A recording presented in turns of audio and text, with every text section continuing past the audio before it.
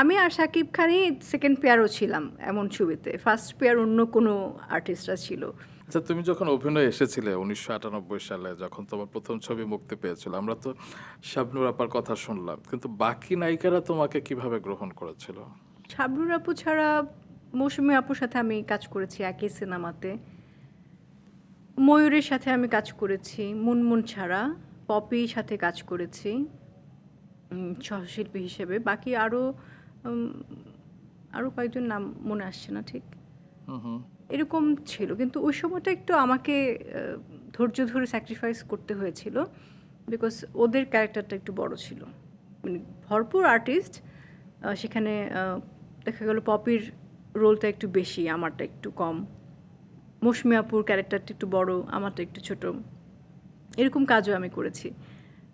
ওই সময় ময়ূরের কিছু দেখা গেলো ওর 3টা গান আমরা কিন্তু ইয়ে করতাম, মানে কাউন্ট করতাম সিনেমাতে গান গান কার কয়টা কি আছে।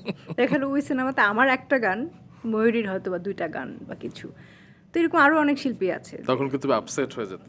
আপসেট হতাম কি, তখন আমার কাজ দরকার, মানে আচ্ছা। আমার সিনেমা রানিং আছে, আমরা কাজ করছি।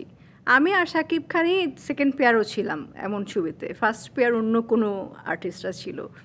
তো আমাদের শুধু 2টো গান, আর লাস্টে একটু এন ক্লাইম্যাক্সে মারামারি, বাকিটা ওই ফার্স্ট যে জুটি ওদের উপর সব কিছু। আচ্ছা। এরকম কাজও আমি আর শাকিব খান করেছি। বাহ। তো আসলেই মানে, তবে হ্যাঁ, এখন শাকিব খানের জন্য সত্যি মানে ভালো লাগে। আমি ট্রুলি অ্যাপ্রিসিয়েট করি ও যে চেঞ্জেসটা এনেছে। আমি যেমন আমার একটা জায়গা ধরে রেখেছি আমার সাইড থেকে, ও কিন্তু অনেক উপরে উঠতে উঠতে নিজেকে গ্রুম আপ করতে করতে খুব সুন্দর একটা জায়গায় এসেছে। অবশ্যই। তো গ্রুম আপ হওয়া দুজন মানুষকে তো আমরা একসাথে সিনেমা দেখতে চাই, তুমি কি বলো? আমিও দেখতে চাই, তুমি কি বলো? অবশ্যই, এবং নির্মাতারা কি বলেন সেটাও আমরা শুনবো। সেটাই। আর তারা কমেন্ট বক্সে লিখবেন, আমরা নিশ্চয়ই দেখবো যে কারা কারা তোমাদেরকে কাজ করেন আর কি।